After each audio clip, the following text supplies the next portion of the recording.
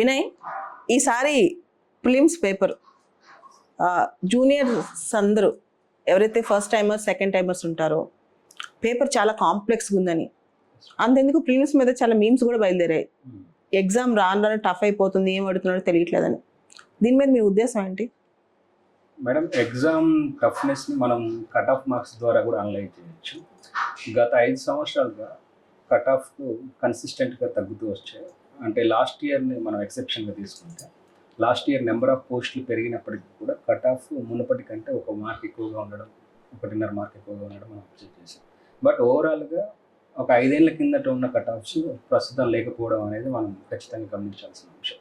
ఆ లెక్కన exam paper యొక్క కాఠిన్యత పెరుగుతుందన్నది మనం ఖచ్చితంగా. అవును, 2013 నుంచి గమనించి వస్తే కట్ ఆఫ్స్ తగ్గుతూ వస్తున్నాయి, పేపర్ టఫ్నెస్ కానీ స్పాంటనిటీ కానీ పెరుగుతూ వస్తుంది.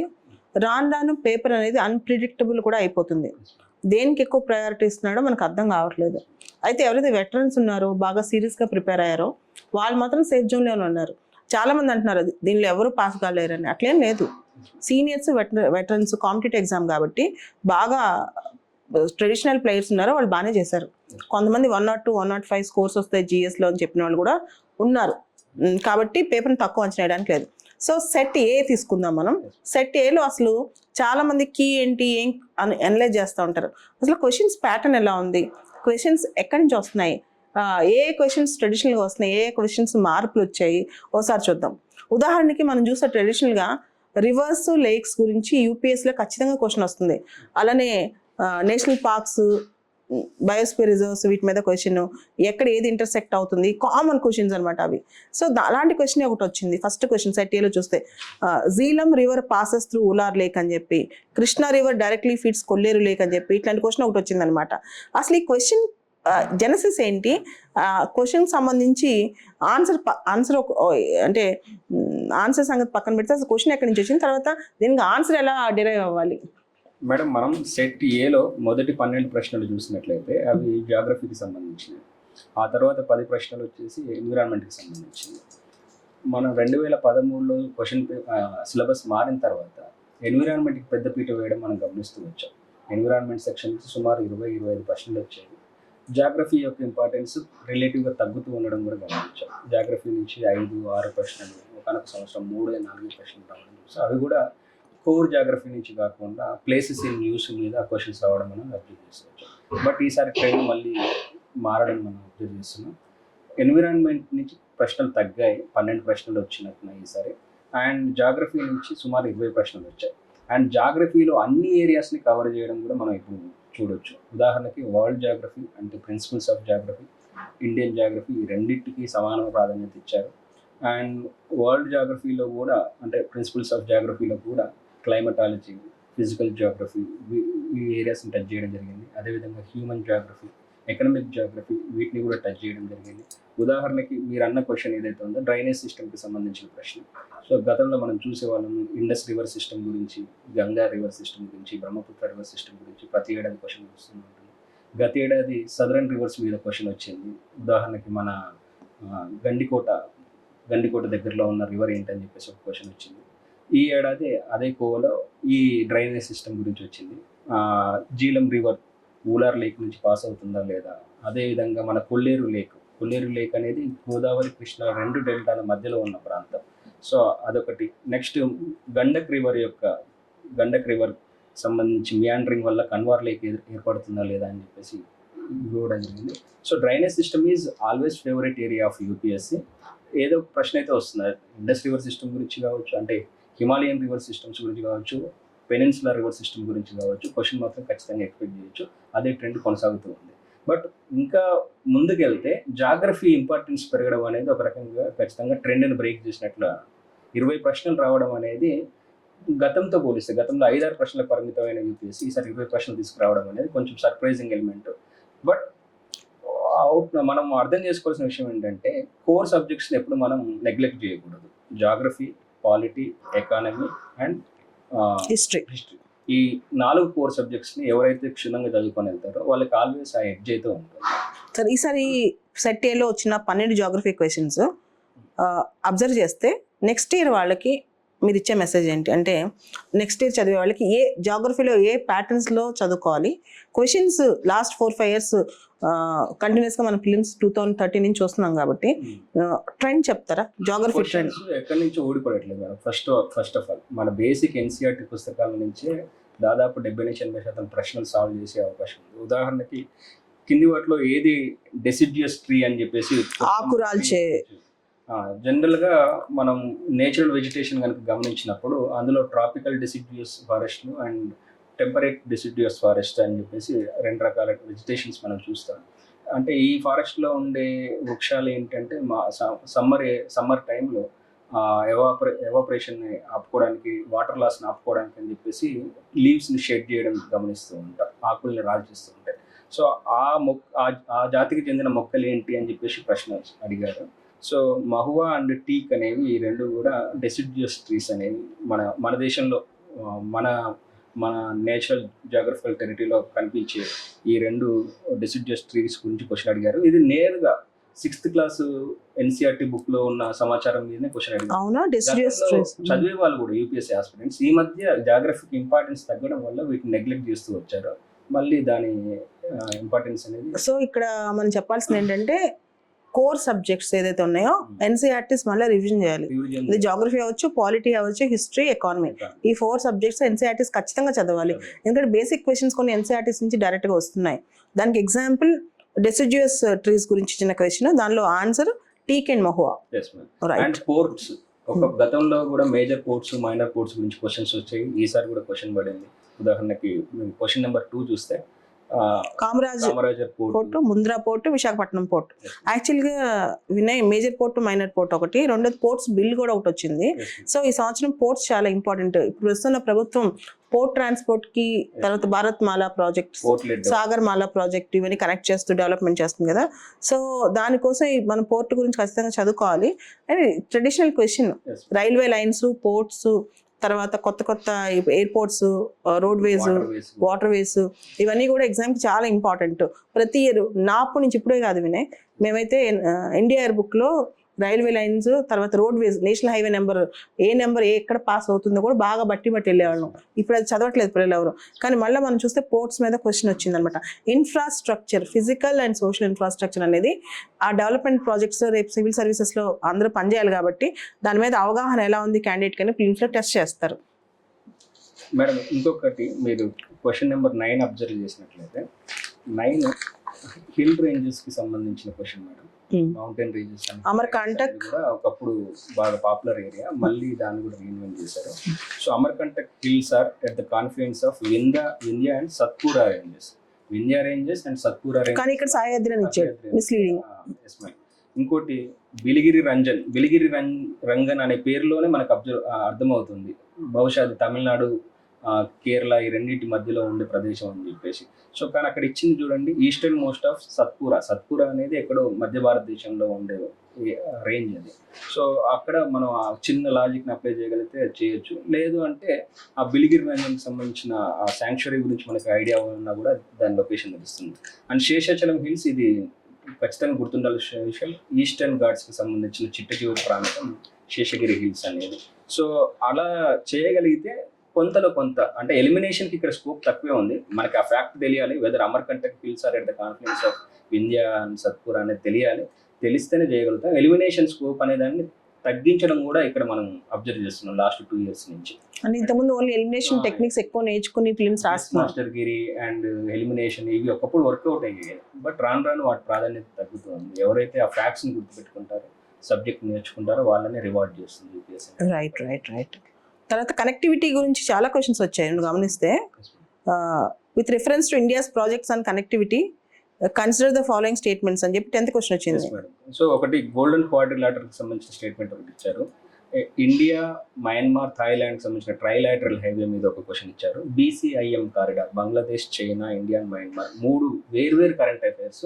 బట్ ఆ 3 స్టేట్మెంట్లు ఇవ్వడం అనేది ఎంత కాంప్లెక్స్ చేస్తున్నారు అనే విషయం మనకు అర్థమవుతుంది.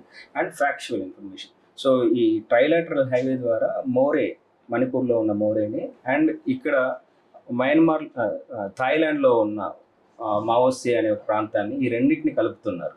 సో ఆ ఫ్యాక్చువల్ మిస్టేక్ కనుక మనం చేసినట్లయితే ఈ క్వశ్చన్ వీళ్ళకి అవకాశం ఉంటుంది. అంటే ఈ క్వశ్చన్ ద్వారా వాళ్ళు మనల్ని ఏం నేర్చుకోమని చెప్తున్నారు, నెక్స్ట్ ఇయర్ వాళ్ళు ఏం నేర్చుకెళ్ళాలి? ఫర్ సపోజ్ ఇప్పుడు ఇదే క్వశ్చన్లో బీసీఐఎం కారిడార్ ఉంటుంది. బీసీఐఎం కారిడార్లో స్పెసిఫిక్గా అక్కడ రాస్తారు, ఏం రాస్తారు, ఇది కోల్కతా, ఇండియాలో ఉన్న కోల్కతాని చైనాలో ఉన్న కున్మింగ్ని కలుపుతుంది అని. బీసీఎం అంటే Bangladesh, China, India, Myanmar corridor. So మన లోకల్ ఇంటర్నల్ డెవలప్మెంట్ ప్రాజెక్ట్సే కాకుండా మల్టీలాటరల్ ప్రాజెక్ట్స్ లేదా వేరే దేశాలతో మనం సంయుక్తంగా నిర్వహిస్తున్న ప్రాజెక్టులు ఏవైతే ఉన్నాయో వాటి వివరాలు కూడా మనం అర్థం చేసుకోవాల్సిన అవసరం ఉంది. అండ్ ఆ నువాన్సెస్ కూడా నేర్చుకోవాలి మనం. సో ప్రతి ఫ్యాక్చువల్ పాయింట్ అనేది ఇంపార్టెంట్, దాన్ని రీఇటరేట్ చేస్తున్నట్లు అనిపిస్తుంది. రైట్. సో జాగ్రఫీలో లాస్ట్ నీ 10 years ఎక్స్పీరియన్స్లో వినాయ్, జాగ్రఫీలో ఇప్పుడు స్టార్ట్ చేసేవాళ్ళు, ప్రిపరేషన్ స్టార్ట్ చేసే పిల్లలు ప్రిలిమ్స్ పర్స్పెక్టివ్లో జాగ్రఫీలో ఏ ఏరియాస్ మీద ఎక్కువ ఫోకస్ పెట్టాలి? మళ్ళీ go to basics madam. 6th standard నుంచి 10th స్టాండర్డ్ వరకు అండ్ బియాండ్ దట్ ఎన్సీఆర్టీస్ ని క్షుణ్ణంగా ఒకదాని తర్వాత ఒకటి సైంటిఫిక్ మేనర్ లో చదువుకుంటాం. నెక్స్ట్ ప్రిన్సిపల్స్ ఆఫ్ జాగ్రఫీ నేర్చుకోవాలి. ఆ నేర్చుకున్న ప్రిన్సిపల్స్ ఆఫ్ జాగ్రఫీని ఇండియన్ జాగ్రఫీకి మనం అప్లై చేసి చదువుకోగలగాలి. అలాంటప్పుడే ఒక హోలిస్టిక్ అండర్స్టాండింగ్ వస్తుంది. అండ్ ఈ పేపర్లో కూడా ప్లేసెస్ ఇన్ న్యూస్ ఇంపార్టెన్స్ ఏం తగ్గలేదు. ప్లేసెస్ ఇన్ న్యూస్ అనేది దే ఆర్ స్టిల్ దేర్. మీరు క్వశ్చన్ పేపర్లో కాస్త ముందుకెళ్తే కనిపిస్తాయి, దాదాపు 2-3 క్వశ్చన్స్ ప్లేసెస్ ఇన్ న్యూస్ మీద వచ్చి ఉన్నాయి. సో వాటిని కూడా నేర్చుకోవాలి. అంటే అటు ఒకవైపు కంటెంపరీ ఇష్యూస్ మీద ఫోకస్ చేస్తుంది, రెండో వైపు ట్రెడిషనల్ జాగ్రఫీ మీద కూడా ఫోకస్ చేయాల్సిన అవసరం ఉంది. రైట్. నెక్స్ట్ ఎన్విరాన్మెంట్ విషయానికి వస్తే మనం సెట్ ఏ చూస్తున్నాం కదా, నెక్స్ట్ జాగ్రఫీ తర్వాత ఎన్విరాన్మెంట్ క్వశ్చన్స్ కనిపిస్తున్నాయి నాకు సెట్ ఏలో. ఎన్విరాన్మెంట్ విషయానికి వస్తే జనరల్గా ఎండేంజర్ స్పీషీస్ కానీ, ఇన్వేజివ్ స్పీషీస్ కానీ, తర్వాత రకరకాల బర్డ్స్, ఎనిమల్స్ గురించి కానీ, వీటన్నిటి గురించి క్వశ్చన్స్. ఇయర్ ట్రెండ్స్ ఎలా అనిపించాయి, ఈ ట్రెండ్స్ని ఏ విధంగా అబ్జర్వ్ చేసుకోవాలి? అండ్ లైన్ టైల్డ్ మెకాక్ నేను చిన్నప్పటి నుంచి ఈ క్వశ్చన్ ఏదో ఒక పేపర్లో ఎలా కనిపిస్తూనే ఉంది. ఒకసారి వీటి గురించి ఎన్విరాన్మెంట్ క్వశ్చన్స్ 2023 ప్రిలిమ్స్లో ఎలా హ్యాండిల్ చేయొచ్చు? లాస్ట్ 10 years ట్రెండ్స్ చూస్తే నెక్స్ట్ ఇయర్ ఎన్విరాన్మెంట్ ప్రిపేర్ అయ్యేవాళ్ళు ప్రిలిమ్స్కి ఎన్విరాన్మెంట్ సబ్జెక్ట్ని ఏ విధంగా హ్యాండిల్ చేయాలి? ఎందుకంటే సివిల్ సర్వీసెస్ ఎగ్జామే కాదు, ఫారెస్ట్ సర్వీస్ ఎగ్జామ్ కూడా ప్రిలిమ్స్ ఒకటే కాబట్టి ఎన్విరాన్మెంట్ అనేది పాత్ర, జాగ్రఫీ ఎన్విరాన్మెంట్ పాత్ర పెరుగుతుంది. ఈసారి క్వశ్చన్స్ తగిన ఎన్విరాన్మెంట్ 12 questions వచ్చాయి. క్వశ్చన్స్ తగిన క్వశ్చన్స్ యొక్క ఇన్డెప్త్ అనాలిసిస్ కానీ, క్వశ్చన్స్ యొక్క డెప్త్ కానీ బాగా పెరిగిందని అనిపిస్తుంది క్వశ్చన్స్ చూస్తుంటే. నువ్వేమంటావు? Yes madam.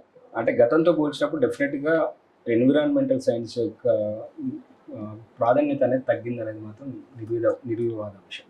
కాకపోతే ఎన్విరాన్మెంట్లో ఒకప్పుడు వచ్చిన ప్రశ్నలు మనం చూస్తే బయోస్ఫియర్ రిజర్వ్స్, నేషనల్ పార్క్స్, అంటే కన్జర్వేషన్ ప్రోగ్రామ్స్ ఏవైతే ఉన్నాయో వాటి గురించి.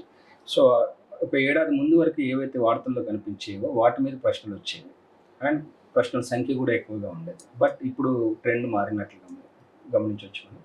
సో బేసిక్స్ నుంచి క్వశ్చన్స్ అడుగుతున్నారు. ఎవరైతే మనం ఎక్కడైతే ఫోకస్ చేయట్లేదో అక్కడి నుంచి అడుగుతున్నారు. ఉదాహరణకి అడాప్టేషన్స్ అనేది ఒకటి ఉంటుంది. అంటే ఆ పర్టికులర్ ఎన్విరాన్మెంట్లో నివసించడానికి జీవులు కొన్ని మార్పులు చేసుకుంటాయి, కొన్ని బిహేవియరల్ చేంజెస్, కొన్ని ఫిజియలాజికల్ చేంజెస్ చేసుకుంటూ ఉంటాయి. అలాగే చింపాంజీ, గొరిల్లా, ఉరాంగుటాన్ ఇలాంటివి మనుషుల్లాగే చెట్టు తొర్రల్లో ఉన్న కీటకాలను కూడా సేకరించడానికి మనలాగే మనం ఎట్లయితే ఒక పుల్లని పెట్టి వాటిని తీసుకుంటాము, అలాగే ఇవి కూడా మనుషులాగా ప్రవర్తిస్తూ ఉంటాయి. సో అక్కడ క్వశ్చన్ కూడా అదే క్వశ్చన్ ఇచ్చారు. Which of the following animals it shows such type of adaptation which can make tools with stick to scrape insects from the hole in a tree or log of wood అని చెప్పేసి. So జనరల్గా మనం observe చేయొచ్చు, fishing cat అనేది కానీ, ఆటర్ అనేది కానీ, sloth bear అనేది కానీ, కన్ఫ్యూజన్ మనకి రెండింటి మధ్య ఉండొచ్చు. ఉరాంగుటాన్కి, స్లాత్ బేర్కి. స్లాత్ బేర్ కూడా ఇట్ బిహేవ్స్ లైక్ హ్యూమన్స్, జనరల్గా నడవడం, 2 కాళ్ళ మీద నడవడం ఇట్లా అని చెప్పేసి. బట్ మోస్ట్ పాసిబుల్ ఆప్షన్ వచ్చేసి orangutan which is an ape and which behaves like human beings. So ఆ చిన్న కామన్ సెన్స్ కనుక మనం అప్లై చేయగలిగినట్లయితే అక్కడ మనం ఆన్సర్ గుర్తించే అవకాశం ఉంటుంది. బట్ ఎనీహో కొన్ని అన్కన్వెన్షనల్ ఏరియాస్ మాత్రం టచ్ చేస్తున్నారు. ఒకప్పటిలాగా బయోస్ఫియర్ రిజర్వ్స్, నేషనల్ పార్క్స్ లేదా రామ్సర్ సైట్స్ వీటిని కాకుండా కన్వెన్షనల్ టెక్స్ట్ బుక్స్ లో కూడా దొరకని అంశాల పట్ల వాళ్ళు, అంటే లాస్ట్ 10 years నుంచి ఎన్విరాన్మెంట్ క్వశ్చన్స్ చూస్తుంటే మనకు మార్పు కనిపిస్తుంది. నెక్స్ట్ ఇయర్ 2024-2025 ప్రిలిమ్స్ రాసే వాళ్ళకి ఎన్విరాన్మెంట్ ఏ విధంగా ప్రిపేర్ అవుతే బెటర్? మామూలుగా నేను చెప్తాను, CBSE books, ICSE environment books అవి ఖచ్చితంగా చదవాలని చెప్తాను జనరల్గా అందరికీ. దాంతోపాటు ఐయుసిఎన్ సంబంధించినవి, ఇన్వేజివ్ స్పీషీస్ సంబంధించింది, ఎండేంజర్డ్, క్రిటికల్ ఎండేంజర్డ్, వెట్లాండ్స్, ఇవన్నీ కాదు, ఇవి కాకుండా ఇంకా జనరల్గా ఎన్విరాన్మెంటల్ సైన్స్ మనం ఎలా చదువుతా ఉంటాం madam, first what is ecology అంటే ఏంటి, ఎకోసిస్టమ్స్ అంటే ఏంటి, ఫుడ్ చైన్స్ ఏంటి, ఇవి చదువుతాం. Next pollution related issues, next biodiversity related issues, ఇలా వరుసగా చదువుకుంటూ వస్తాం. బయోడైవర్సిటీ అనే కాన్సెప్ట్ ఒకప్పుడు చాలా పాపులర్ కాన్సెప్ట్, క్వశ్చన్స్ అన్ని కూడా దాని చుట్టూనే పడేవి చాలా వరకు.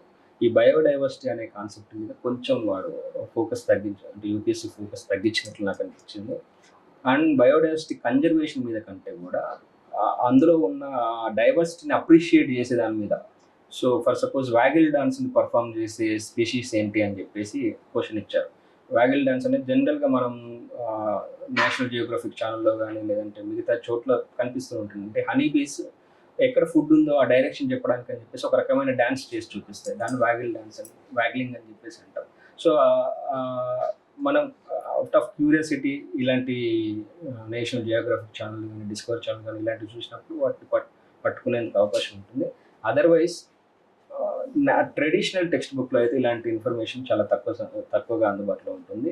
ఏదేమైనా for suppose invasive specialist group అనేది ఉంది, అది బయోడైవర్సిటీ కోర్ క్వశ్చన్కి సంబంధించింది. ఇది ట్రెడిషనల్ బుక్లో కూడా లభిస్తుంది. అండ్ ఈ అంటే everything under sun can be asked UPSC ప్రిలిమ్స్కి సంబంధించి. సో మెటీరియల్స్ వెనకాల పడకుండా కొన్ని కోర్ టెక్స్ట్ బుక్స్ని అయితే రిఫర్ చేయాలి. నేను సజెస్ట్ చేసే బుక్ NIOS వాళ్ళ ఎన్విరాన్మెంటల్ సైన్స్ బుక్. సో అందులోంచి ఈసారి కూడా national institute for open schooling, NIOS environment book. So దాన్ని చదవడం వల్ల కొన్ని క్వశ్చన్స్ అయితే సాల్వ్ చేసేందుకు అవకాశం ఉంటుంది. మిగతావి lion tailed macaque, Malabar civet, sambar deer. So which of them are nocturnal, ఏవి రాత్రిపూట యాక్టివ్గా ఉంటాయి, రాత్రిపూట బయటికి వేటకి వెళ్తాయి అని చెప్పేసి ఒక ప్రశ్న. లయన్ టైల్డ్ మకాకి మనం ఇటు సైడ్ వెస్టర్న్ ఘాట్స్ వైపు వెళ్ళినా, అటు సైడ్ నార్త్ ఈస్ట్ వైపు వెళ్ళినా మనకి రోడ్డు పక్కన పొద్దుల పూట కూడా కనిపిస్తూనే ఉంటుంది. సో సింపుల్గా దాన్ని మీరు ఎలిమినేట్ చేయొచ్చు. Lion tailed macaque is not nocturnal, it is diurnal animal అనే విషయం మనకి సింపుల్గా తెలిసిపోతుంది. రెండింటి మీద క్వశ్చన్. మలబార్ సివేట్ అనే డిస్క్రిప్షన్ మీరు ఎక్కడ చదివినా ఫస్ట్ ఉండే మాట నాక్టర్నల్ యానిమల్ అని చెప్పేసి, ఇది రాత్రిపూట మాత్రమే బయటకు వస్తుంది, ఎల్యూసివ్ యానిమల్, పెద్దగా కనిపించదు, ఎవరికి దొరకదు ఈ యానిమల్ అని చెప్పేసి. అండ్ సాంబార్ డీర్ గురించి తెలిసిన వాళ్ళకి కూడా తెలుసు, it is active only after dusk. So సూర్యాస్తమయం తర్వాతనే ఇది యాక్టివ్గా ఉంటుందనే విషయం మనకు తెలుసు. Ministry of environment, forest, climate change వాళ్ళు కొన్ని రిపోర్ట్స్ ఇస్తున్నారు. ఆ రిపోర్ట్స్ నుంచి కూడా లాస్ట్ 10 years లో కొన్ని క్వశ్చన్స్ వచ్చాయి.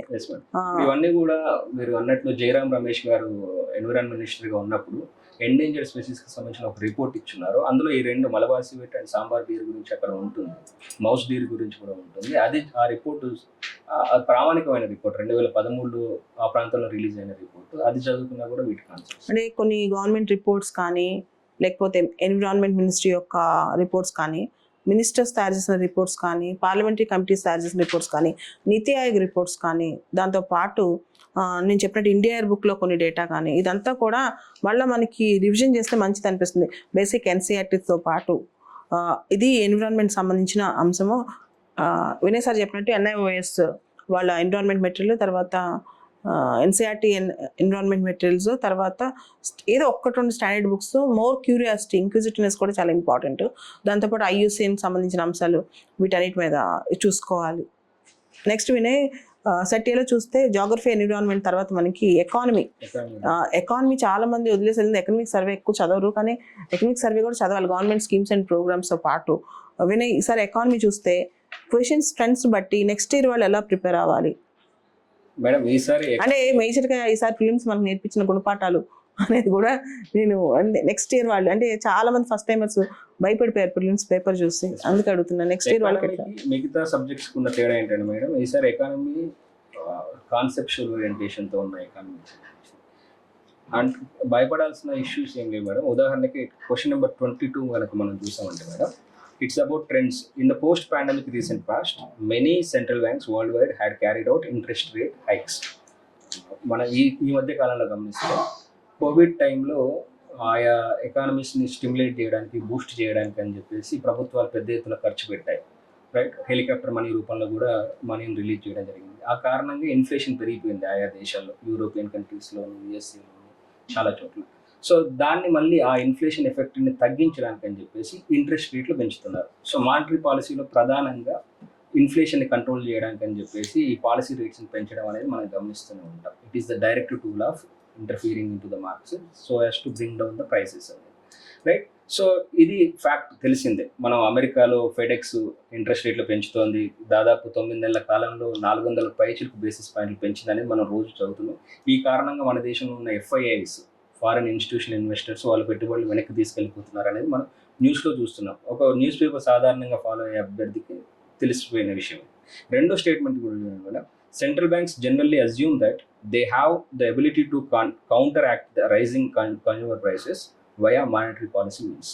సో మానిటరీ పాలసీ, భారతదేశంలో మానిటరీ పాలసీ యొక్క ప్రధాన ఉద్దేశమే to combat price rise, to control rising prices అనేది. So statement is most obvious statement. Monetary policy ద్వారానే ప్రైసెస్ని కంట్రోల్ చేస్తామని చెప్పేసి అవి భావిస్తూ ఉంటాయి. అందుకోసమే మానిటరీ పాలసీ టూల్స్ని అవి ఇంప్లిమెంట్ చేసి ప్రైస్ రైజ్ని కంట్రోల్ చేస్తూ ఉంటాయి. ఈ రెండు స్టేట్మెంట్స్ తెలుసు. కాన్సెప్ట్స్ కనుక మీకు సింపుల్ కాన్సెప్ట్స్ తెలిస్తే you can answer it. And చాలా questions they are based on concepts. కాకపోతే పైన ఇంకొక క్వశ్చన్ ఉంది చూడండి, 21st question is about investment instruments, REITs and ఇన్వైట్స్కి సంబంధించింది.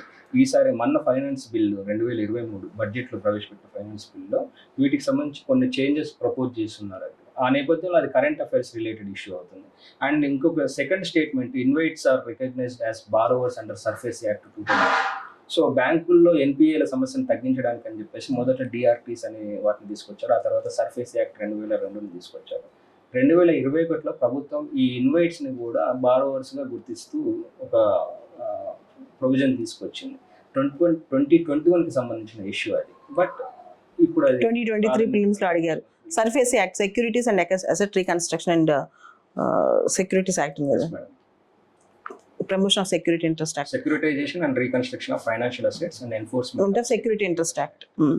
అయితే 24th క్వశ్చన్ ఉంది కదా, స్టెరిలైజేషన్. అసలు ఆర్బీఐ స్టెరిలైజేషన్ అంటే ఏంటని నేను ఇంటర్వ్యూస్ అప్పుడు ఫీడ్బ్యాక్ సెషన్స్ తీసుకున్నా వినయ్. దానిలో same question, what do mean by sterilisation operations by RBI అని క్వశ్చన్ ఇంటర్వ్యూలో కూడా అడిగారు. సేమ్ క్వశ్చన్ 30లో 24th క్వశ్చన్ సివిల్ సర్వీసెస్ ఇంటర్వ్యూలో కూడా అడిగారు అనమాట. ఆర్బీఐ స్టెరిలైజేషన్ ప్రాసెస్ అంటే ఏంటి, ఏమేమి ఇన్వాల్వ్ అవుతాయి అని చెప్పి. ఎందుకు ఇప్పుడు ఇది చాలా ఇంపార్టెంట్ అయింది అనిపిస్తుంది. స్టెరిలైజేషన్ అనేది జనరల్గా మార్కెట్లో ఎక్సెస్ లిక్విడిటీ ఉన్నదాన్ని అబ్జర్వ్ చేసుకోవడానికి అని చెప్పేసి ఆర్బీఐ ఉపయోగించే ఒక ప్రక్రియని స్టెరిలైజేషన్ అని చెప్పేసి అంటారు. సో ఎక్సెస్ లిక్విడిటీ ఉన్నప్పుడు జనరల్గా ఆర్బీఐ ఏం చేస్తుందంటే ఇట్ సెల్స్ గవర్నమెంట్ బాండ్స్ని అమ్ముతుంది. గవర్నమెంట్ బాండ్స్ని అమ్మడం వల్ల జనాల్లో ఏదైతే లిక్విడిటీ ప్రజల దగ్గర ఎక్కడైతే సర్క్యులేషన్ కరెన్సీ ఎక్కువ ఉందో దాన్ని సక్ చేయడం, దాన్ని అబ్జర్వ్ చేయడం జరుగుతున్నట్టు. అది స్టెరిలైజేషన్కి సంబంధించిన ప్రక్రియ. సో మోస్ట్ ఫీజిబుల్ ఆప్షన్ ఇందులో వచ్చేసి conducting open market operations. Open market operations is nothing but selling and buying of. దాంతో పాటు రెగ్యులర్ క్వశ్చన్ ఎక్స్పెక్ట్ చేసే question bond yield and bond price. ఈ క్వశ్చన్ కూడా చూసుకోవాలి నెక్స్ట్ ఇయర్ వాళ్ళు, bond yield and bond price. గమనిస్తే ఈ market ఏదైతే ఉందో madam, so short term market, long term market, money market and capital market అని చెప్పేసి అంటాం. దాని మీద సుమారుగా 3 క్వశ్చన్లు వచ్చి ఉన్నాయి. మనీ మార్కెట్, క్యాపిటల్ మార్కెట్ 3 క్వశ్చన్లు బేసిక్స్ నుంచి క్వశ్చన్స్ వచ్చాయి. సో ఆ బేసిక్స్ ఎవరైతే క్లియర్ గా ఉంటారో నెక్స్ట్ క్వశ్చన్ చూడండి, 25th question madam. 25th question is about how many of the above are included in capital market. Capital market is nothing but long term market, more than 365 days tenure ఉన్న market ని మనం capital market అని చెప్పేసి అంటారు. మీరు call money కానీ treasury bills కానీ they are less than 365 days. So short term market, ఆ రెండింటిని మీరు ఎక్స్క్లూడ్ చేస్తే మిగతా 2 government bond market, stock market, only 2 is the answer. అవి basics, economy basics. So overall economic questions ఎన్ని వచ్చాయి? 27. మీరు ఎంఎస్పి అనేది ప్రతిసారి అడుగుతున్న క్వశ్చన్, ఆల్మోస్ట్ ఫేవరెట్ ఏరియా. అవును, ఎకానమీలో మినిమం సపోర్ట్ ప్రైస్ క్వశ్చన్ ప్రతి ఇయర్ ఆల్మోస్ట్ ప్రిలిమ్స్ వస్తుంది. నెక్స్ట్ ఇయర్ వాళ్ళు కూడా అలాంటి వాటి మీద ప్రత్యేకంగా శ్రద్ధ పెట్టాలి. ఈ రికరెంట్ ట్రెండ్స్ అనేవి గమనించాలి. ఎకానమీలో ఏవి ట్రెండ్స్ కనిపిస్తున్నాయి? బుద్ధిజం, జైనిజం హిస్టరీలో రికరెంట్ థీమ్. ఈసారి కూడా క్వశ్చన్ వచ్చింది జైనిజం, సోల్స్ కి సంబంధించిన ప్రశ్న. సో ఇట్లా రికరెంట్ థీమ్స్ మాత్రం మనం ఎకానమీలో రికరెంట్ థీమ్స్. ఎకానమీని జనరల్ గా మనం 6 pillars గా ఐడెంటిఫై చేస్తాం. అందులో ఫస్ట్ పిల్లర్ వచ్చేసి మనీ, బ్యాంకింగ్, ఫైనాన్షియల్ ఇంటర్మీడియేషన్. రెండోది వచ్చేసి మన physical policy, budget, taxation. And మూడోది వచ్చేసి ఎక్స్టర్నల్ సెక్టార్. ఈ 3 సెక్టార్స్, ఈ 3 పిల్లర్స్ మన ప్రిలిమ్స్ కి చాలా ఇంపార్టెంట్. మీరు గమనిస్తే ఈ మొదటి రెండు పిల్లర్స్ అయితే ఇంకా చాలా ఇంపార్టెంట్. ఫర్ సపోజ్ ఫస్ట్ది money, banking and financial intermediation, రెండోది physical policy, government budgeting and taxation. ఈ రెండింటి నుంచి మాక్సిమం నెంబర్ ఆఫ్ క్వశ్చన్స్ వస్తాయి. ఈసారి కూడా అదే ట్రెండ్ కొనసాగింది. Okay, so next after economy prisons act మీద క్వశ్చన్ వచ్చింది. పాలిటీ వినయ్, జాగ్రఫీ, ఎన్విరాన్మెంట్, తర్వాత పాలిటీ క్వశ్చన్స్. పాలిటీలో 11th class polity textbook ఉంటుంది, political science and introduction to political theory. ఆ బుక్ చదివితే పాలిటీలో వచ్చిన చాలా క్వశ్చన్స్, అంటే పొలిటికల్ ఫిలాసఫీ వేరు, ఇండియన్ పాలిటీ వేరు, కానీ క్వశ్చన్స్ చూసారా, డ్యూ ప్రాసెస్ ఆఫ్ లా అంటే ఏంటి, రూల్ ఆఫ్ లా అంటే ఏంటి, ఇట్లాంటి క్వశ్చన్స్ ట్రెండ్ బాగా ఎక్కువైపోయింది. Chief purpose of the constitution. Last year అంత ముందు ఇయర్ కూడా ఈక్వాలిటీ అంటే ఏంటి, లిబర్టీ అంటే కాన్స్టిట్యూషనల్ గవర్నమెంట్ అని చెప్పేసి గతంలో అడిగేవారు. అవును, government which is limited by the constitution. అవును, ఈసారి అదే క్వశ్చన్ తిప్పి what is the chief purpose of the constitution. So it limits the scope of the government, it limits the scope of the అంటే ఎక్సెసివ్ ఫంక్షన్స్.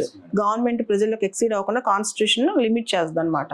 ఇక్కడ మరి గమనిస్తే questions చూడండి, పాలిటీలో 31 మనము సెట్ ఏలో 31 క్వశ్చన్ నుంచి పాలిటీ క్వశ్చన్స్ ఉన్నాయి. చూస్తే కనుక in essence what does due process of law means. యాక్చువల్గా డ్యూ ప్రాసెస్ ఆఫ్ లా అనే కాన్సెప్ట్ మనం అమెరికా నుంచి తీసుకున్నాము.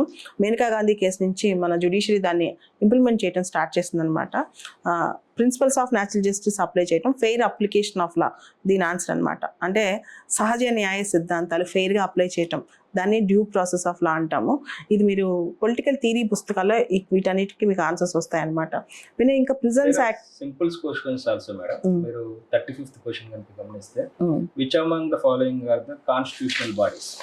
కాన్స్టిట్యూషనల్ బాడీస్ ఏవి అనేది కూడా ఒక సింపుల్ క్వశ్చన్. అంటే రాజ్యాంగబద్ధ సంస్థలు, రాజ్యాంగం వల్ల ఏర్పడిన సంస్థలు అన్నమాట. మనకి స్టాట్యుటరీ బాడీస్ అంటే చట్టబద్ధంగా ఏర్పాటైనవి.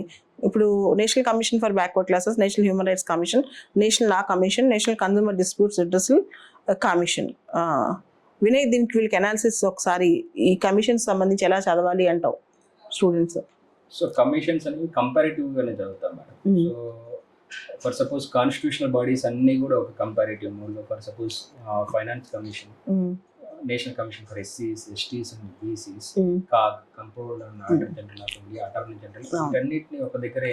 ఒక్కసారి కాన్స్టిట్యూషనల్ బాడీస్ మీద ఒక చార్ట్ ప్రిపేర్ చేసుకోండి.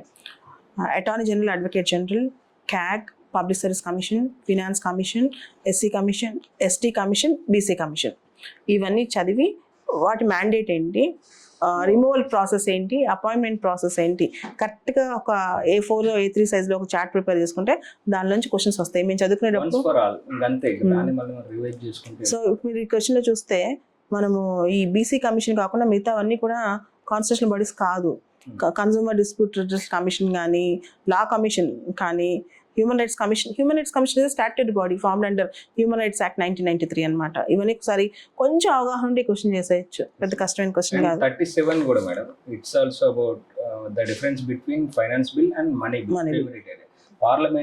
పార్లమెంట్ లో జరిగే ప్రొసీజర్ మీద క్వశ్చన్స్ అనేవి ప్రతి ఏడాది. Money bill, finance bill question fundamental question for prelims and mains. Money bill and finance bill question ప్రతి ఇయర్ ప్రతి పాలిటీ టీచర్ క్లాస్ రూమ్లో నీట్గా చెప్పే క్వశ్చనే, అండ్ ప్రతి ఒక్కరు చదువుకు వెళ్ళాల్సిన క్వశ్చన్. పార్లమెంటరీ కమిటీస్ కానీ, మనీ బిల్, ఫైనాన్స్ బిల్ కానీ, పార్లమెంటరీ టర్మినాలజీస్ కానీ, ఇవన్నీ కూడా బేసిక్ క్వశ్చన్స్ అనమాట. ప్రెసిడెన్షియల్ ఎలక్షన్ మీద 2 క్వశ్చన్స్ వచ్చున్నాయి. ప్రెసిడెన్షియల్ ఎలక్షన్ సంబంధించి question number 36 is about presidential election and there was one more question. So ఏ సంవత్సరం అయితే ప్రెసిడెంట్ ఎలక్షన్ జరిగిద్దో వినయ్, ఆ తర్వాత వచ్చే ప్రిలిమ్స్ లో ప్రెసిడెంట్ ఎలక్షన్ మీద 2016-17 ఒకసారి క్వశ్చన్ వచ్చింది, మళ్ళీ ఇప్పుడు వచ్చింది. నేను ఈ ఇయర్ ప్రెసిడెంట్ ఎలక్షన్ మీద క్వశ్చన్ వస్తుందని ముందే అనుకున్నాం. కారణం ఏంటంటే ఏదైతే మనకి ఈవెంట్ జరుగుద్దో ఎలక్షన్ కానీ ఏదైనా, దానికి సంబంధించిన క్వశ్చన్స్ ముందు వెనుక ఎగ్జామ్లో వచ్చేస్తున్నాయి. ప్రిలిమ్స్ ఎగ్జామ్లో లాస్ట్ టైం కూడా వచ్చింది. ప్రెసిడెంట్ ఎలక్షన్ సంబంధించి Lok Sabha MP vote, Rajya Sabha MP vote ఈక్వలా కాదా అని చెప్పి vote value. So president election అయిపోగానే వచ్చింది. ఈసారి కూడా ఎలక్షన్ అయిపోయాక ఇలాంటి క్వశ్చన్ వస్తాయి అనమాట. క్వశ్చన్ నెంబర్ 80 కూడా it is about presidential election. 36 and question number 36 and question number 80. దీనికి సంబంధించి నేను వీడియో కూడా లాంగ్ బ్యాక్ 6 months బ్యాక్ చేశాను. Indian president election process. Doubt ఉంటే ఒకసారి మళ్ళీ రివిజన్ చేసుకోండి. నెక్స్ట్ అండ్ షెడ్యూల్ ఏరియా అనే క్వశ్చన్ కూడా 39 question number 39. So schedule area అనే దాన్ని ఎవరు నోటిఫై చేస్తారు, what constitutes a schedule area and who has to submit report upon governance of these schedule areas annual report అని చెప్పేసి. So అది కూడా స్ట్రేట్ ఫార్వర్డ్ క్వశ్చన్.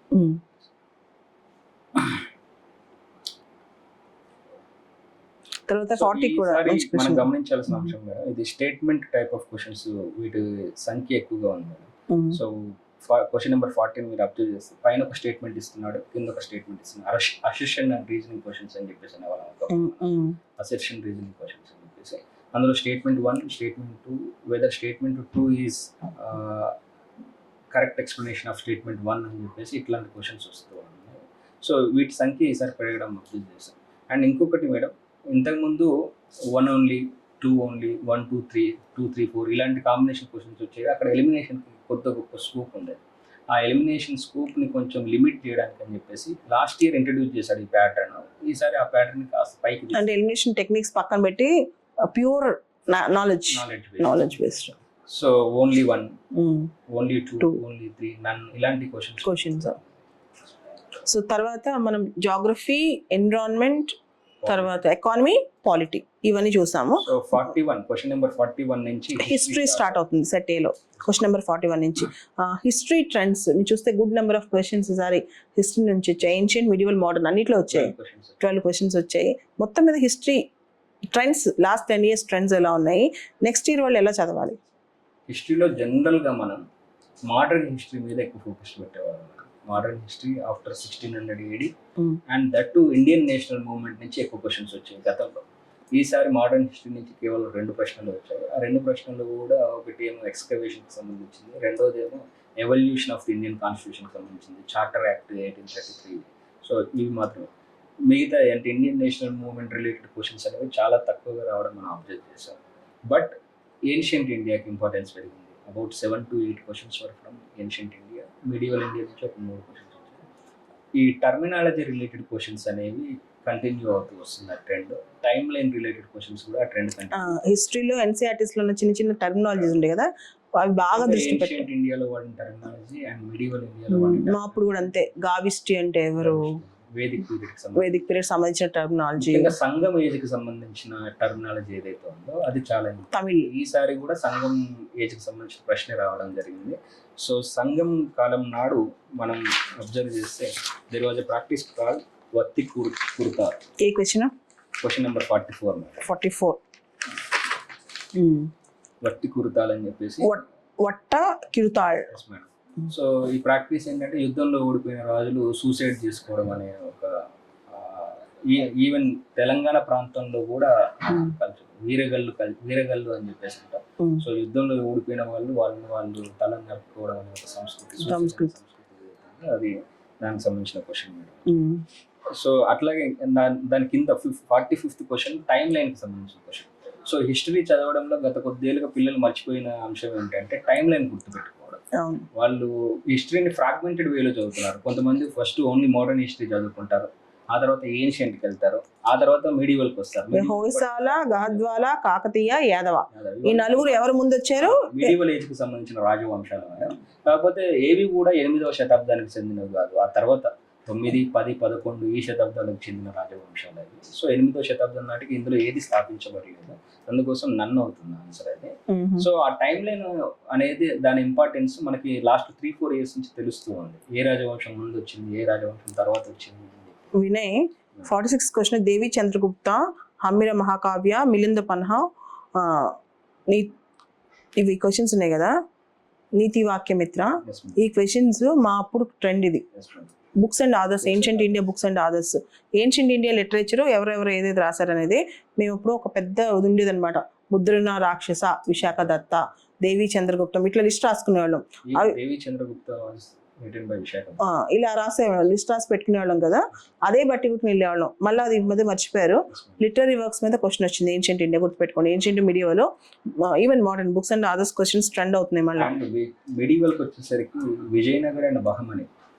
ఇక్కడ మిడివల్లో మనం పెద్దగా చదివేది అంటే సౌత్ ఇండియాకి వచ్చేసరికి Vijayanagar and Bahmani, and north ఇండియాకి వచ్చేసరికి ఢిల్లీ సల్తనట్ అండ్ మొఘల్ రూల్ గురించి చదువుతాం. సో ఈ ఢిల్లీ కింద ఈ రెండు విజయనగర్ అండ్ బహమని అనేది always it is favourite area of UPSC. అందులోనూ విజయనగర్ అనేది ఇంకా ఫేవరెట్ ఏరియా. అక్కడ క్వశ్చన్ ఆ ట్రెండ్ కంటిన్యూ అవుతుంది. చూడండి, తుంగభద్ర నది మీద డ్యాములు కట్టించిన విజయనగర రాజు ఎవరు అని చెప్పేసి క్వశ్చన్. దేవరాయ 1 అనేది ఆన్సర్. ఇప్పుడు జైనిజం, బుద్ధిజం ప్రతి క్వశ్చన్ వస్తుంది, కానీ క్వశ్చన్స్ డెప్త్ పెరిగిపోయింది. అసలు ఇది కొంచెం టఫ్ క్వశ్చన్ అని చెప్పండి. లాస్ట్ టైం మనం రామానుజుల వారి ఇక్కడ స్టాట్యూ ఆఫ్ యూనిటీ చూసాము. ఆ నేపథ్యం ఇది స్టాట్యూ ఆఫ్ ఈక్వాలిటీ, రామానుజులది ఈక్వాలిటీ, సర్దార్ పటేల్ ది యూనిటీ. సో ఆ నేపథ్యంలో క్వశ్చన్ రావడం అబ్జర్వ్ చేశాం. ఈసారి కూడా అదే వెర్బాటిమ్ సెంటెన్స్, అదే ఫిలాసఫికల్ స్టేట్మెంట్ ఇచ్చారు. ఇది ఏ మతానికి సంబంధించింది లేదా ఏ సాంప్రదాయానికి సంబంధించింది అనే ప్రశ్న. సో సోల్ అనేది కేవలం మనుషులకే కాదు, జంతువుల్లోనూ, చెట్లలోనూ, చుట్టూ ఉండే ప్రతి ఎంటిటీలోనూ సోల్ ఉంటుందనేది ఏ మతానికి సంబంధించిన విశ్వాసం అని చెప్పేసి. ఈ సోల్ అనేది ఒక్కొక్క మతంలో ఒక్కొక్క రకంగా భావించారు. ఒక మతంలో అసలు సోల్ అనేది లేదని చెప్పేసి చెప్తారు. ఇంకొక మతారాధనలో సోల్ అనే దానికి ఇంపార్టెన్స్ ఉంటుంది. అది కేవలం ప్రాణం ఉన్న జీవుల్లోనే సోల్ ఉంటుందని చెప్పేసి ఒక మతంలో చెప్తారు. ప్రాణం ఉన్న జీవులే కాదు, సృష్టిలో ఉన్న ప్రతి ఒక్క ఎంటిటీలోనూ సోల్ ఉంటుందని ఇంకొకటి చెప్తారు. ఈ సోల్ అనేది debatable concept across various religions. So ఇక్కడ జైనిజంలో సోల్ అనేది కేవలం ఇది ఎన్సీఆర్టీస్లో ఇగ్నోలో ఇచ్చిన డైరెక్ట్ వెర్బాటిమ్ స్టేట్మెంట్ మనకి కనబడింది. IGNOU history. గుడ్ వినయ్. ఇప్పుడు హిస్టరీలో విజయనగరం ఎంపైర్ మీద క్వశ్చన్ వచ్చింది. తర్వాత who among the following rulers of the medieval Gujarat surrender Diu to Portuguese? Yes madam. So battle of డియూకి సంబంధించిన issue madam. So Mahmud Begada అనే ఒక గుజరాతీ రూలర్ పోర్చుగీస్ వారితో పోరాడి ఓడిపోవడం వల్ల డయూని ఇచ్చేసారు బెగారా. బాగా అంటే లీస్ట్ నోన్ ఫ్యాక్ట్ ఇది, హిస్టరీలో మనం పెద్దగా చదవని. ఇది simple question. Governor general of Bengal ని governor general of India rename ఎప్పుడు చేశారు? చార్టర్ 1833. Basic question. మిగతా తర్వాత నెక్స్ట్ మీరు గమనిస్తే మేడం, ప్రభుత్వ కార్యక్రమాలకు సంబంధించి 51 నుంచి సెట్ఏలో గవర్నమెంట్ స్కీమ్స్ అండ్ ప్రోగ్రామ్స్ మీద క్వశ్చన్ ఇచ్చారు వెంటనే. రెండు కూడా హెల్త్ డిపార్ట్మెంట్ కి సంబంధించిన ప్రశ్నలు. ఒకటి జననీ సురక్ష యోజన. జననీ సురక్ష యోజన మామూలుగా నేషనల్ రూరల్ హెల్త్ మిషన్ లో భాగంగా మనం తీసుకొచ్చిన ప్రోగ్రామ్. సో పేరులో ఉన్నట్లుగానే జనని సురక్ష యోజన. జనని అంటే మదర్హుడ్. ఇది ఎప్పుడు ప్రోగ్రామ్ తెలుసా? 5-6 ఏళ్ళ నుంచి చెప్తున్నాయి క్వశ్చన్. అసలు ఈ ప్రోగ్రామ్ ఇప్పుడు చాలా మంది చదువుకోకుండా వెళ్తున్నారు ఎగ్జామ్ కి. సో పూర్ ప్రెగ్నెంట్ ఉమెన్ లో ఇన్స్టిట్యూషనల్ డెలివరీస్ ప్రమోట్ చేయడానికి అని చెప్పేసి ministry of health and family welfare. అంటే ఇక్కడ నేను చెప్పాలనుకుంది ఏంటంటే వినయ్, లాస్ట్ ఇయర్ ఉన్న ప్రోగ్రామ్స్ మీద ఎక్కువ మంది దృష్టి పెడతారు. అలా కాకుండా ఏదైతే ఆన్గోయింగ్ సక్సెస్ఫుల్ ప్రోగ్రామ్స్ ఉన్నాయో, ఈవెన్ ఎంజీ నరేగా ఉంది మనకి దాదాపు 15-16 సంవత్సరాల నుంచి 2006 నుంచి మనం దాన్ని చదువుతూనే ఉన్నాం. స్టిల్ ఇంకా కూడా ఎగ్జామ్కి ఇంపార్టెంట్. అలానే జననీ సురక్ష యోజన 4-5 years తర్వాత మధ్య స్కీమ్ రాదు అనుకున్నారు, మళ్ళీ దాని మీద క్వశ్చన్ వచ్చింది. అలానే అనీమియా ముక్త్ భారత్, మనము ఈ హెల్త్ ఇండెక్స్లో వాటన్నిటిలో న్యూట్రిషన్ ఇండెక్స్లో చాలా పూర్గా పర్ఫామ్ చేస్తున్నాం కదా, దానికి సంబంధించి అనీమియా ముక్త్ భారత్ స్ట్రాటజీ గురించి కూడా క్వశ్చన్ వచ్చింది. సో మామూలుగా మనకి పోషణ్ అభియాన్, పోషణ్ 2.0, కుపోషణ్ ముక్త్ భారత్. సో మనం ఈ లైఫ్ స్టైల్ డిసీజెస్, అందులోనూ మాల్ న్యూట్రిషన్ మీద మనం ఎక్కువ ఫోకస్ పెడుతున్నాం గత కొద్ది సంవత్సరాలుగా. ఎందుకంటే నేషనల్ ఫ్యామిలీ హెల్త్ సర్వే 4 కానీ నేషనల్ ఫ్యామిలీ హెల్త్ సర్వే 5 కానీ చెప్పింది ఏంటంటే, భారతదేశంలో దాదాపు 3/3 మంది 5 సంవత్సరాల పిల్లలు స్టంటింగ్తో బాధపడుతున్నారు. దాదాపు సగానికి పైగా మహిళలు అనీమియాతో బాధపడుతున్నారని చెప్పేసి government is intervening in a life cycle approach to improve nutrition related standards across India. So అందులో భాగంగా అనీమియా ముక్త్ భారత్ అనే ప్రోగ్రామ్ కూడా ప్రభుత్వం తీసుకొస్తుంది. సో దీని ప్రకారం ఎనీమియాకు వెనకాల కారణం ఏంటంటే ఐరన్, ఫోలిక్ యాసిడ్, ఈ 2 మైక్రో న్యూట్రియంట్స్ అనేవి తక్కువగా ఉండడం. సో వాటి సప్లిమెంటేషన్ చేయడం దీని యొక్క ప్రధానమైన ఇంటర్వెన్షన్. అదే కాకుండా క్రమం తప్పకుండా డీవార్మింగ్ చేయడం ద్వారా పొట్టలో ఏవైనా నులి పురుగులు ఇలాంటివి ఉంటే వాటిని తొలగించడం. ఎందుకంటే అవి కూడా పొట్టలో మన గట్లో జిఐ ట్రాక్ట్లో ఉండే పోషకాలను అవే తీసేసుకుంటూ ఉంటాయి, పిల్లాడికి అందకుండా చేస్తూ ఉంటాయి.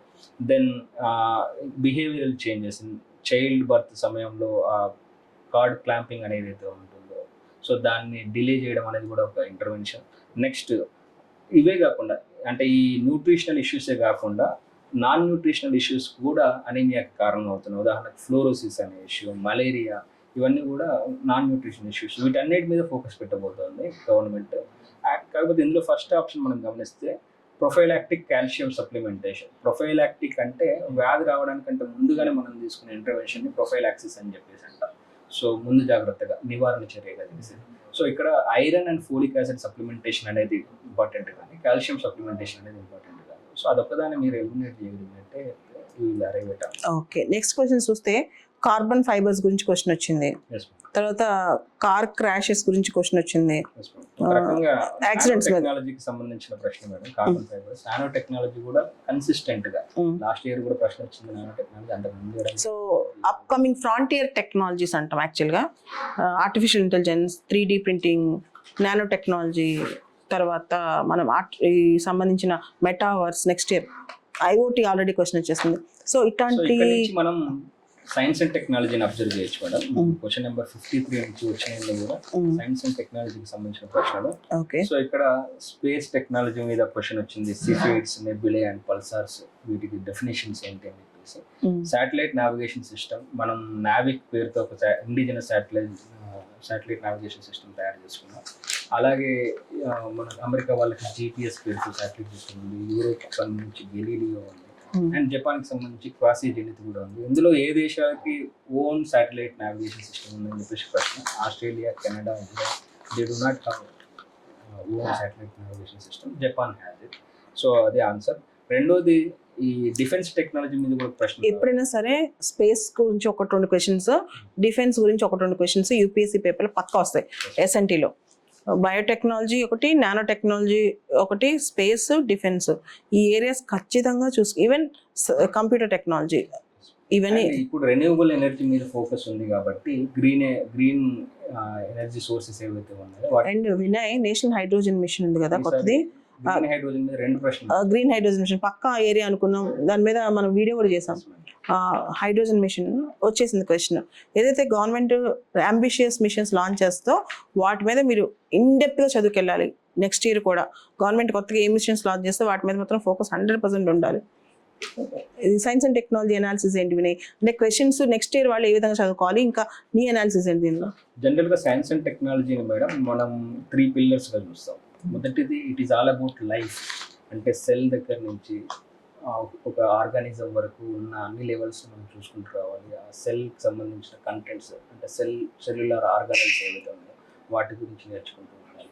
అండ్ ఆర్గాన్ సిస్టమ్స్ ఎలా ఫంక్షన్ చేస్తాయి, డిసీజెస్ ఎలా వస్తాయి, ఎన్ని రకాల డిసీజెస్ ఉన్నాయి, infectious, non infectious and genetic diseases, వీటన్నిటి గురించి కాంప్రహెన్సివ్ అవగాహన ఉండాలి. ఈసారి ఇంపార్టెన్స్ తగ్గుండొచ్చు, బట్ మళ్ళీ దాని ఇంపార్టెన్స్ పెరిగింది. అవును, ఈసారి ఏ సబ్జెక్ట్లో ఎక్కువ క్వశ్చన్స్ వస్తే నెక్స్ట్ ఇయర్ కూడా అదే ఎక్స్పెక్ట్ చేయాల్సిన అవసరం లేదు.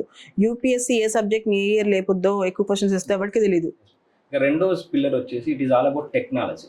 టెక్నాలజీలో ఫస్ట్ పిల్లర్ ఏమన్నా లైఫ్, బయాలజీ, ముఖ్యంగా బయాలజీ, బయోటెక్నాలజీ గురించి అక్కడ చదువుకుంటాము. రెండోది it is all about technology. అందులో space technology, defence technology, nano technology and renewable energy గురించి అక్కడ చూసుకుంటాం. ఇన్ఫర్మేషన్ కమ్యూనికేషన్ టెక్నాలజీ కూడా. ఇన్ఫర్మేషన్ కమ్యూనికేషన్ టెక్నాలజీ కూడా చాలా ఇంపార్టెంట్ ఏరియా. ఎందుకంటే గత కొద్ది సంవత్సరాలుగా మనం ఈ రంగంలో ఎన్నో ఇన్నోవేషన్స్ అబ్జర్వ్ చేస్తున్నాం. ఈసారి కూడా ఒక క్వశ్చన్ వచ్చింది, యాక్సెలరోమీటర్కి సంబంధించిన క్వశ్చన్ వచ్చింది. యాక్సెలరోమీటర్ వల్ల ఒక వెహికల్ క్రాష్ అవుతున్నప్పుడు ఇమీడియట్గా మనకి ఎయిర్ బ్యాగ్స్ తెరుచుకోవడం అనే దాని వెనకాల యాక్సెలరోమీటర్ పనిచేస్తుంది. మనం సెల్ ఫోన్ పోర్ట్రేట్ మోడ్లోకి, ల్యాండ్స్కేప్ మోడ్లోకి మార్చుకోవడం కూడా జెస్చర్స్ని ఐడెంటిఫై చేసేది కూడా యాక్సెలరోమీటర్. సో ఇలా ICT కూడా ఇంపార్టెంట్, బట్ రీఇన్వెంట్ అయింది ఎక్కడ అంటే డిఫెన్స్ ఇంపార్టెన్స్ తగ్గుతూ వచ్చింది. ఈసారి మళ్ళీ డిఫెన్స్ నుంచి ప్రశ్నలు వచ్చాయి. అగ్ని మిసైల్, బ్రహ్మోస్ మిసైల్కి సంబంధించిన, బాలిస్టిక్ మిసైల్స్ ఎలా పనిచేస్తాయి, క్రూయిజ్ మిసైల్స్ ఎలా పనిచేస్తాయి, క్వశ్చన్స్ అన్ని కూడా వచ్చాయి. ఇవి మనం ఆల్రెడీ చాలా వరకు ప్రిడిక్ట్ చేస్తూనే వచ్చాము ఈ మిసైల్స్ మీద క్వశ్చన్స్. ఓకే, మిసైల్స్ బాగా చూసుకోవాలి. Defence energy is another important trending, కొత్త ట్రెండ్ అవుతుంది. నెక్స్ట్ ఇయర్ కూడా అవ్వచ్చు ట్రెండింగ్. మెర్క్యూరీ పొల్యూషన్ మీద క్వశ్చన్ వచ్చింది వినయ్. నైస్ క్వశ్చన్ కదా. గ్రీన్ హైడ్రోజన్ మీద క్వశ్చన్ వచ్చింది. తర్వాత ఉక్రెయిన్ బార్డరింగ్ కంట్రీస్, ఇది ఎన్నిసార్లు అంటే వార్ మొదలైన దగ్గర నుంచి ప్రతి ఒక్కళ్ళు అడ్వైజ్ ఇస్తున్న క్వశ్చన్. రష్యా ఉక్రెయిన్ వార్ మొదలైన దగ్గర నుంచి ఉక్రెయిన్ చుట్టుపక్కల ఉన్న map pointing question, star mark question అని ప్రతి ఒక్కరు అనుకున్నారు. ఆ క్వశ్చన్ వచ్చేస్తుంది. ఇంకా నెక్స్ట్ మనం చూస్తే జాగ్రఫీ రిపీట్ అవుతున్నాయి. నీకు ఏ ట్రెండ్స్ రిపీటెడ్ కనిపిస్తాయి వినయ్? ఏ ట్రెండ్స్ మనం ఎక్కువ నెక్స్ట్ వాళ్ళకి? ఇప్పుడు సెంట్రల్ బ్యాంక్ డిజిటల్ కరెన్సీ ఉంది. ఈ ఇయర్ చాలా సార్లు న్యూస్లోకి వచ్చింది. ఆ క్వశ్చన్ మనం చూసాము. ఈ ఏడాది అంటే last financial year coal based power plants ఉన్నాయి, ట్రెండ్ అవుతుంది. అది న్యూస్ క్వశ్చన్ వచ్చేస్తుంది. MSMED madam. సో మీరు కోవిడ్ టైంలో అబ్జర్వ్ చేసినప్పుడు జూలై 1, 2020 రోజున సెంట్రల్ గవర్నమెంట్ ఒక నోటిఫికేషన్ జారీ చేసింది. అందుకంటే ముందు ఉన్న ఎంఎస్ఎంఈడి డెఫినేషన్ ఏదైతే ఉందో దాన్ని మార్చింది. సో అప్పటి నుంచి కూడా ఎంఎస్ఎంఈ అనే టాపిక్ న్యూస్లో ఉంటూ వచ్చింది. సో ఎంఎస్ఎంఈ అనేది ఇంతకుముందు రకరకాల క్రైటీరియా ఉండేది. దేన్ని మైక్రో సంస్థగా గుర్తిస్తాం, దేన్ని మీడియం సంస్థగా గుర్తిస్తాం అని చెప్పేసి దాన్నంతా కూడా రేషనలైజ్ చేస్తాం, హార్మోనైజ్ చేస్తాం. కోవిడ్ టైంలో కొత్త డెఫినేషన్ వచ్చింది. అదే డెఫినేషన్ బేసిస్ మీద క్వశ్చన్ వచ్చింది. అది సింపుల్ డెఫినేషన్ గుర్తుంటే మీరు ఆన్సర్ చేయాలి. అండ్ ఎంఎస్ఎంఈ ఈ రుణాలు ఇవ్వడాన్ని మనం ప్రయారిటీ సెక్టర్ లెండింగ్ గా భావిస్తాం. ఆ స్టేట్మెంట్ కూడా సింపుల్ స్టేట్మెంట్. పిఎస్ఎల్ నామ్స్ గురించి మనకి అవగాహన ఉంటే సరిపోతుంది. అలానే చూస్తే ఎస్హెచ్ఎస్ గురించి ఎవ్రీ ఇయర్ క్వశ్చన్ వస్తుంది. ఇండియా హెల్త్ కేర్ సిస్టమ్ గురించి ఒక క్వశ్చన్ వస్తుంది. హెల్త్ కేర్ గురించి వచ్చిన క్వశ్చన్ కూడా చూడండి మేడం. జనరల్ గా పబ్లిక్ హెల్త్ కేర్ మనకు వచ్చేసరికి there are areas like preventive health care, promotive health care, curative health care, palliative health care అని చెప్పేసి ఇలా 4-5 రకాల హెల్త్ కేర్ సిస్టమ్స్ ఉంటాయి. భారతదేశంలో ఎప్పుడు కూడా రోగం వచ్చిన తర్వాత ఎలా ట్రీట్ చేయాలనే దాని మీదనే ఫోకస్ ఉంది. It is all about curative health care. అంతేగాని అసలు రోగం రాకుండా నివారించే దాని మీద విధానాల మీద మన దగ్గర ఫోకస్ లేదు. ప్రివెంటివ్ హెల్త్ కేర్ అంటే మంచి పరిస్థితులు, ఎన్విరాన్మెంటల్ కండిషన్స్ ఉండేలా చూడడం, శానిటేషన్ ప్రమోట్ చేయడం, హైజీన్ ప్రమోట్ చేయడం, సేఫ్ డ్రింకింగ్ వాటర్ని అందరికీ అందుబాటులోకి తీసుకురావడం, వీటి మీద మనం ఫోకస్ చేయట్లేదు. And at the same time we are also not focusing on palliative health care. So అంత్య దశలో ఉన్న వాళ్ళు, ఉదాహరణకి క్యాన్సర్ చివరి దశలో ఉన్న వాళ్ళకి సాంత్వన చేకూర్చేలాగా చూడాలి, ఆ ఉపశమనం కలిగేలా చూడాలి. వాళ్ళని అంటే జస్ట్ వాళ్ళ క్వాలిటీ ఆఫ్ లైఫ్ని ఎన్హాన్స్ చేయగలగాలి. దీని మీద కూడా ఫోకస్ లేదు. ఆ స్టేట్మెంట్ ఇచ్చారా అంటే ఆ అవగాహన కూడా అవసరం మనకి. నిజంగా హెల్త్ కేర్లో ఎన్ని టైర్స్ ఉన్నాయి లేదా ఎన్ని స్టేజెస్ ఉన్నాయి, ఎక్కడ మనం ఫోకస్డ్గా ఉన్నాం. ఇది మనకి మామూలుగా ప్రిలిమ్స్ క్వశ్చన్ లాగా అనిపించదు. ఒక మెయిన్స్ క్వశ్చన్ లాగా, ఒక ఇంటర్వ్యూ క్వశ్చన్ లాగా అనిపిస్తుంది. బట్ అలాంటి క్వశ్చన్స్ కూడా వస్తాయి. ఓకే, అలానే మనం గమనిస్తే UN world water development report లో ఇండియా గ్రౌండ్ వాటర్ పరిస్థితి గురించి, అంటే ఇంటర్నేషనల్ రిపోర్ట్స్ కూడా మనం జాగ్రత్తగా ఫాలో అవ్వాలని ఇక్కడ అర్థం. వరల్డ్ బ్యాంక్ ఇచ్చే రిపోర్ట్స్, ఐఎంఎఫ్ ఇచ్చే రిపోర్ట్స్, ఇంటర్నేషనల్ ఎన్జిఓస్ ఇచ్చే రిపోర్ట్స్, ఇవన్నీ కూడా ఫాలో అవ్వాలని అర్థం. బయోడైవర్సిటీ యాక్ట్ నుంచి డైరెక్ట్ గా స్టేట్మెంట్ కూడా వచ్చింది మేడం. బయోడైవర్సిటీ యాక్ట్ సంబంధించి మనకి ప్రతి ఇయర్ క్వశ్చన్ వస్తుంది. National biodiversity management committees, biodiversity act every year 2013-14 లో అయితే ఎన్ని క్వశ్చన్స్ వచ్చాయి, చాలా క్వశ్చన్స్ వచ్చాయి. 78 question madam. So it's about places in news. ఈ మధ్య ఏ దేశంలో సివిల్ స్ట్రైఫ్ అనేది, ఫుడ్ షార్టేజ్ అనేది 2 సంభవించాయని చెప్పేసి సోమాలియా. ఓకే, సో అలానే బేసిక్ హిస్టరీ క్వశ్చన్ చాలా వచ్చాయి కొన్ని. తర్వాత sites code and national handloom day రెండింటి గురించి కూడా క్వశ్చన్స్ అవి జనరల్ గా మనం ఇక్కడ ఇందులో చూస్తుంటాం. ఇవి ఇండియా ఇయర్ బుక్ లాంటివి. ఆ ట్రెండ్ కూడా కొనసాగింది. అవును, కాన్స్టిట్యూషన్ డే మీద క్వశ్చన్ వచ్చింది. 26 November every year we celebrate as constitution day. మా బేసిక్ క్వశ్చన్ ఇది, పాలిటీ క్వశ్చన్.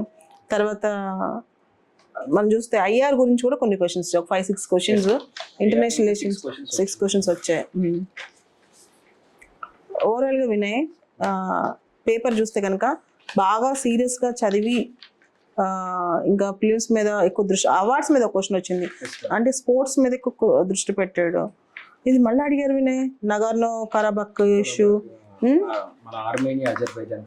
అవును, ఇజ్రాయెల్ మీద అడిగారు, అరబ్ పీస్ మనం రోజు చూస్తున్నాం రష్యా ఉక్రెయిన్ మధ్య నలిగిపోతున్న ప్రాంతాలు. So north Kivu and Ituri అంతగా వినిపించని ప్లేస్ లో, సో అది మీకు ఆప్షన్, ఇటుపక్క ఆప్షన్ చూస్తే తెలిసిపోతుంది. They are not war between Armenia and Azerbaijan, Nagorno Karabakh సంబంధించినది. ఈ క్వశ్చన్ మనం మామూలు అవగాహనతో, అదే నిజంగా పేపర్ సివిల్ స్టాండర్డ్ లోనే ఉంది. అండ్ దే ఆర్ ఏమంటారు, రీఇన్వెంటింగ్ దెమ్సెల్వ్స్. అంటే ఏవైతే కొత్త ట్రెండ్స్ మార్కెట్ లో ఏవైతే కొనసాగుతున్నాయో వాటిని బ్రేక్ చేస్తున్నారు. ఎప్పటికప్పుడు వాళ్ళని వాళ్ళు రీఇన్వెంట్ చేస్తున్నారు. క్వశ్చన్స్ అంటే మీరు క్వశ్చన్ పేపర్ని అబ్జర్వ్ చేస్తాం మేడం. ఒకటి, ప్రశ్నల కఠినత్వం పెరగడం, ఎలిమినేషన్స్ కి స్కోప్ లేకపోవడం, అండ్ లెంతీ క్వశ్చన్స్ అంటే ఎక్కువ టైం వేస్ట్ చేస్తున్నారు. టైం ఇన్వెస్ట్ చేయాల్సిన ప్రశ్నలు ఎక్కువ ఇస్తున్నారు. అందుకోసం కూడా ఎక్కువ నెంబర్ ఆఫ్ క్వశ్చన్స్ ఎక్కువ సాల్వ్ చేయలేదు. ఇంతకు ముందు మీరు 4 years బ్యాక్ ట్రెండ్ ఎట్లా ఉండేది, కొంతమంది 90+ కూడా క్వశ్చన్స్ బబుల్ చేసి వచ్చేవాళ్ళు. వాళ్ళ ఎర్రర్ మార్జిన్ ని పెంచుకునేవాళ్ళు. సో సేఫ్ సైడ్ ఉండేలాగా చూసుకునేవాళ్ళు. ఈసారి ఆ దుస్సాహసం చేయలేకపోతున్నారు. అక్యూరసీ మీద ఎక్కువ ఇంపార్టెన్స్. చేసిన క్వశ్చన్స్ 60-62 సాల్వ్ చేసినా సరే సాధ్యమైనంత వరకు తక్కువ నెగిటివ్స్ ఉండేలాగా చూసుకోవాలి. సో ఒక 54-55 వరకు కరెక్ట్ చేసి ఒక 7-8 పోయినా కూడా మీరు పాజిటివ్ సైడ్ ఉంటారు. ఓవరాల్గా సీజన్డ్ ప్లేయర్స్ది ఈ పేపర్. సీజన్ ప్లేయర్స్ ఎవరైతే పైన కాకుండా who all read between the lines వాళ్ళకి మాత్రమే ఈ పేపర్. ఓకే, సో ఇప్పుడు మనం ఇచ్చిన అనాలిసిస్ వల్ల 2024-2025 ఎగ్జామ్ రాసే వాళ్ళకి ఉపయోగం ఉంటుంది. అట్లీస్ట్ వాళ్ళు ట్రెండ్స్ని అబ్జర్వ్ చేసి బెటర్గా ప్రిపేర్ అవ్వగలరు. అండ్ ప్రిలిమ్స్కి కూడా ఖచ్చితంగా ఒక 3 నెలలు డెడికేటెడ్గా పెట్టుకొని చదవాల్సిన ఆవశ్యకత కూడా ఇక్కడ కనిపిస్తుంది. సో మనం మెయిన్స్ ప్రిపరేషన్లో ఉన్నాం కదా, అంతా కవర్ అయిపోయింది కదా అనుకోవడానికి లేదు. సో ఫ్యాక్ట్స్ మీద ఫోకస్ పెట్టాలి. ఒక 3 నెలలు అంటే నోటిఫికేషన్ వచ్చిన నాటి నుంచి మెయిన్ ప్రిలిమ్స్ అయిపోయేంత వరకు డెడికేటెడ్గా దాని గురించి ప్రిపేర్ అవ్వాలి.